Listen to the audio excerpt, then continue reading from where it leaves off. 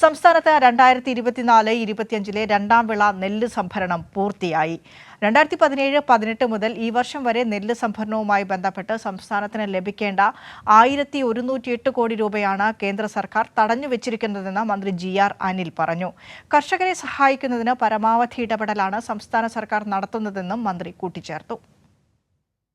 2024-25 സംഭരണ വർഷത്തിൽ രണ്ടാം വിളയിൽ പാലക്കാട് ജില്ലയിൽ 57,358 കർഷകരിൽ നിന്നാണ് നെല്ല് സംഭരിച്ചത്.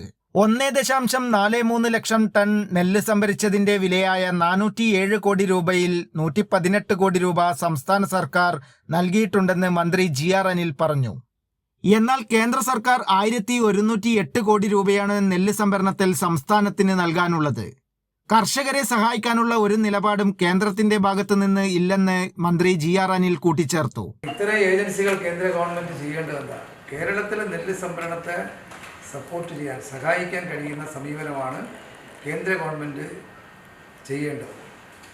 എന്നാൽ ഇവിടെ നല്ല ക്വാളിറ്റിയുള്ള ഏറ്റവും ബെസ്റ്റ് ക്വാളിറ്റി നെല്ല് കേരളത്തിൽ ഉൽപ്പാദിക്കുന്ന പാലക്കാടാണ്. വർഷം വരെയുള്ള വിവിധ സീസണുകൾ സംഭരിച്ച നെല്ലിൻ്റെ പണം ഒരു പൈസ കുടിശ്ശികയില്ല എന്നുള്ള കാര്യം കൂടി കൃഷിക്കാരറിയണം.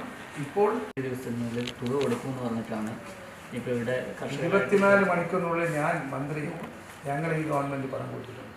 24 മണിക്കൂർ തികയുന്നതിന് പണം കൊടുത്ത അനുഭവം. ഒന്നാം വിളയിൽ പാലക്കാട് ജില്ലയിൽ 33,846 കർഷകരിൽ നിന്ന് 74,348 മെട്രിക് നെല്ല് സംഭരിച്ച് 210 കോടി രൂപയുടെ വിതരണവും പൂർത്തിയായിട്ടുണ്ട്. കൈരളി ന്യൂസ്, പാലക്കാട്.